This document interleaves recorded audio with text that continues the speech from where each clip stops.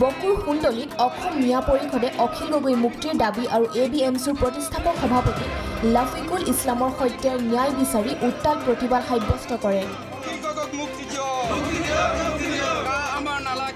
আজি এই প্ৰতিবাদত মুখ্যমন্ত্ৰী সৰ্বানন্দ সোণোৱালৰ প্ৰতিকৃতি দাহ কৰে প্ৰতিবাদকাৰীয়ে।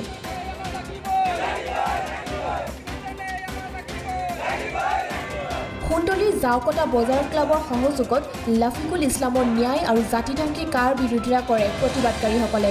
লগতে প্ৰায় 7 মাহৰ অধিক দিন ধৰি কাৰাবন্দী হৈ থকা কৃষক নেতা অখিল গগৈ মুক্তিৰ দাবীৰে এই প্ৰতিবাদ সাব্যস্ত কৰে।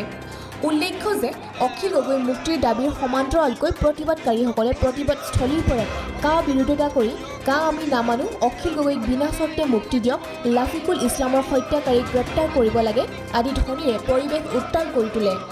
অখিল গগৈক মুক্তি দিয়াৰ লগতে কা বাতিল নকৰিলে তীব্ৰ আন্দোলনৰো হুংকাৰ দিয়ে অসম মিয়া পৰিষদৰ কামৰূপ জিলা সমিতিৰ সভাপতি M মুক্তাৰ মণ্ডলে।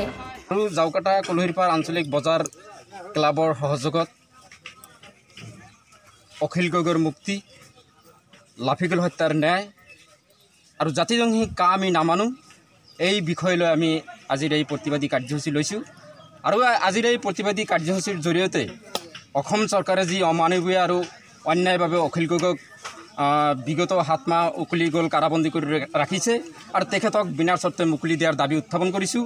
লগতে লাফিকুলৰ হত্যাৰ আজি 3 বছৰ উকলি গ'ল, কিন্তু আজিলৈকে লাফিকুল হত্যাৰ যি কালপ্ৰিট হত্যাকাৰী গ্ৰেপ্তাৰ কৰা নহ'ল, যাৰ কাৰণে আমি সেই কালপ্ৰিটজনক অতি সোনকালে গ্ৰেপ্তাৰ কৰিবলৈ আমি অসম চৰকাৰক আহ্বান জনাইছোঁ। বকুৰ পৰা চন্দন মজুমদাৰ ৰিপৰ্ট, প্ৰাগ ডিজিটেল।